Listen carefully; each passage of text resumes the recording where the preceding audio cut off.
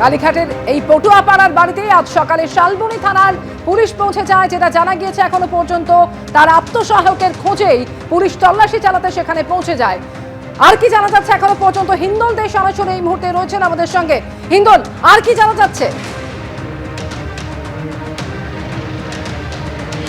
একেবারে দেখো, তোমাকে বলে রাখি, এখনো পর্যন্ত যেটা শালবনী থানার পুলিশ সূত্রে খবর এবং কলকাতা পুলিশ সূত্রে যেটা জানা যাচ্ছে যে সুজয় হাজরা, তৃণমূলের প্রাক্তন বিধায়ক, সেই সুজয় হাজরার একটি অভিযোগ ছিল যে সুমিত রায়, যে অভিষেক বন্দ্যোপাধ্যায়ের আত্মসহায়ক, তার বিরুদ্ধে কিন্তু একটা অভিযোগ রয়েছে যে টিকিট দেওয়ার নাম করে তার থেকে টাকা নেওয়া হয়েছিল, প্রতিশ্রুতি দেওয়া হয়েছিল এবং সেই প্রতিশ্রুতি ভঙ্গ করা হয়। এবং তোমাকে দেখাবো, তুমি দেখতেই পাচ্ছ যে অভিষেক বন্দ্যোপাধ্যায়ের কালীঘাটের বাড়ির বাইরে কলকাতা পুলিশের একাধিক পুলিশ কর্মীরা রয়েছেন, অফিসাররা রয়েছেন, ভবানীপুর থানার পুলিশ, কালীঘাট থানার পুলিশের পাশাপাশি কেন্দ্রীয় বাহিনীর জওয়ান তারাও কিন্তু রয়েছেন।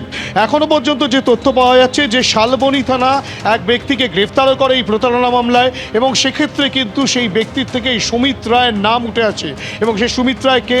সেই সুমিত রায় হলেন অভিষেক বন্দ্যোপাধ্যায়ের আত্মসহায়ক সুমিত রায়। এবং সেই কারণেই আজ ভোর রাতেই কিন্তু শালবনী থানার পুলিশ কলকাতা পুলিশকে সঙ্গে নিয়ে একেবারে এই বাড়িতে এসে প্রবেশ করে। এবং তারপরে আমরা যে চিত্র দেখি যে প্রাক্তন মুখ্যমন্ত্রী মমতা বন্দ্যোপাধ্যায় তিনিও এসে অভিষেক বন্দ্যোপাধ্যায়ের বাড়িতে আসেন, দুজনের মধ্যে আলোচনা হয়। কিন্তু এরই মাঝে কিন্তু যে আলোচনা চলছে তখন কিন্তু এই শালবনী থানার পুলিশ কলকাতা পুলিশকে সঙ্গে নিয়ে তারা কিন্তু বাড়ি তন্ন করে তল্লাশি করেছে এবং তারা এখনও পর্যন্ত কলকাতাতেই রয়েছে। সুমিত রায় কোথায় তার সন্ধান কিন্তু এখনও পর্যন্ত তারা পাননি।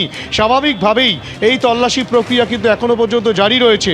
এই বাড়ি থেকে তারা বেরিয়ে গেছেন ঠিকই, তারা সম্ভবত সুমিত রায়ের যে বাড়ি সেই বাড়িতেও পৌঁছতে পারে তেমনটাই পুলিশ জানাচ্ছিল। ইতিমধ্যেই গোটা বাড়ির বাইরে যে ছবিটা দেখাবো, অভিজিৎকে বলবো ছবিটা দেখাতে, বাইরে কিন্তু বিভিন্ন জায়গায় পুলিশ ঠিক এভাবেই মোতায়েন করা রয়েছে। এবং ভোর রাতেই কিন্তু শালবনী থানার পুলিশ তারা কিন্তু এসে পৌঁছয়, যেটা শালবনী থানার পুলিশ সূত্রে খবর। এবং এখনও পর্যন্ত যেটা জানা যাচ্ছে যে টিকিট দেওয়ার নাম করে টাকা নেওয়া হয়েছিল এবং সেই প্রতারণা মামলাতেই কিন্তু অভিষেক বন্দ্যোপাধ্যায়ের আত্মসহায়ক সুমিত রায়, তার খোঁজেই কিন্তু অভিষেক বন্দ্যোপাধ্যায়ের বাড়িতে আসেন শালবনী থানার পুলিশ এবং কলকাতা পুলিশের একাধিক থানার পুলিশ অফিসাররা।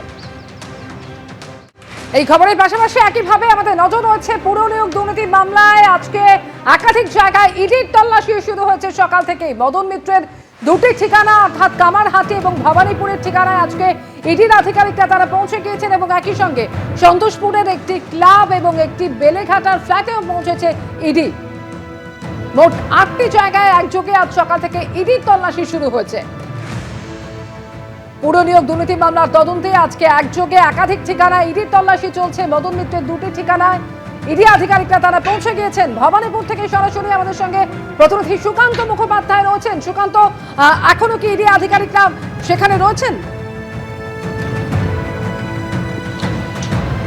দেখো, জানিয়ে রাখি যে এদিন ভোর 6টা নাগাদ মদন মিত্রের এই যে ভবানীপুরের যে বাড়ি যেখানে আমরা রয়েছি, তোমাকে সরাসরি আগে ছবিটা দেখাবো যে ইডির গাড়ি এখানে দাঁড়িয়ে রয়েছে এবং ভেতরে কিন্তু সেন্ট্রাল ফোর্স রয়েছে। পরের পর 4টি গাড়ি এখানে ইডির আধিকারিকেরা এখানে এসেছেন এবং কেন এসেছেন যেটা সম্পর্কে আমরা জানতে পারছি যে পুর নিয়োগ দুর্নীতি মামলাতে কামারহাটির এই যে বিধায়ক মদন মিত্র, তার বাড়িতে কিন্তু ইডির হানা। শুধুমাত্র ভবানীপুর নয়, যেটা জানা যাচ্ছে কামারহাটি, অন্যদিকে জোকার একটি পুরনো ফ্ল্যাট মদন মিত্রের রয়েছে সেখানে।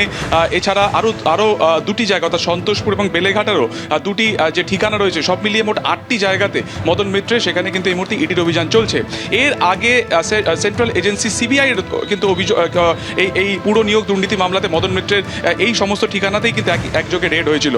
যেটা অভিযোগ যে অয়নশীল স্কুল শিক্ষা দুর্নীতি মামলার তদন্তে এই অয়নশীলের নাম প্রথমবার উঠে আসে এবং সেই সময় সল্টলেকের একটি ঠিকানাতে অয়নশীলের সেখানেও কিন্তু একযোগে ইডি যখন রেড করে তখন সেখান থেকে তারা দেখতে পায় যে প্রচুর পরিমাণে সেখানে পুর নিয়োগ দুর্নীতির সেখানে কিন্তু নথি তারা পান এবং সেখান থেকেই রাজ্যের 20টি পুরসভার নাম সামনে আসে, যার মধ্যে কিন্তু রয়েছে কামারহাটি পুরসভা, অন্যদিকে বরানগর, উত্তর 24 পরগনার আরও একাধিক পুরসভা কিন্তু এই নামে রয়েছে। যেহেতু কামারহাটির বিধায়ক হিসেবে মদন মিত্র রয়েছেন, ফলত কামারহাটির যে পুর নিয়োগ হয়েছিল বা সেখানে যে নিয়োগ দুর্নীতি হয়েছিল সেখানে কিন্তু মদন মিত্রের নাম উঠে আসে এবং সেই পরিপ্রেক্ষিতে এর আগেও সিবিআইয়ের তরফে অভিযান চালানো হয় এবং আজকে সকাল থেকে একযোগে মদন মিত্রের 8টি জায়গাতে সেখানে কিন্তু অভিযান চলছে। যেটা আমরা জানতে পারছি, মদন মিত্রের এই যে বাড়ি পরপর তোমাকে গাড়িগুলো আরও একবার দেখাবে দীপ্তেন্দু চক্রবর্তী, যে পরপর এখানে গাড়িগুলি রয়েছে এবং সকাল 6টা কিছু আগে সিজিও কমপ্লেক্স থেকে ইডির একাধিক গাড়ি বেরোয় এবং এই 8টি ঠিকানার বাইরে তারা অপেক্ষা করেন এবং একযোগে তারা কিন্তু সেই সমস্ত অ্যাড্রেসে যান। মদন মিত্রের সাথে এখনো পর্যন্ত আমরা যোগাযোগ করে উঠতে পারিনি যে তিনি কোন অ্যাড্রেসে রয়েছেন, যেটা জানা যাচ্ছে এখনো পর্যন্ত কামারহাটির অ্যাড্রেসেই কিন্তু বা ঠিকানাতে মদন মিত্র রয়েছেন। মূলত যেটা অভিযোগ যে অয়নশীল যাকে গ্রেফতার করা হয়েছিল, অয়নশীলের যে সংস্থা রয়েছে এপিএস ইনফোজেন, সেই এপিএস ইনফোজেনকেই সমস্ত পুরসভার বরাত দেওয়া হয়েছিল। সেই সংস্থার মাধ্যমে কিন্তু প্রচুর রিক্রুটমেন্ট করা হয়েছিল টাকার মাধ্যমে এবং সেখানে এই একের পর এক পুরসভার নাম জড়িয়ে আসে এবং সেই পরিপ্রেক্ষিতেই সিবিআইয়ের পরে এবারে ইডির হানা। তোমাকে আরও একবার দেখাবো, এই যে গাড়ি পরপর দাঁড়িয়ে রয়েছে, সামনে মদন মিত্রের বাড়ি রয়েছে, সেখানে তার পরিবারের লোকজন রয়েছেন, তাদেরকেও জিজ্ঞাসাবাদ করা হচ্ছে এবং এই পুরো নিয়োগ দুর্নীতি মামলাতে মদন মিত্রের কী ভূমিকা রয়েছে এই যাবতীয় বিষয় খতিয়ে দেখছেন তদন্তকারীরা।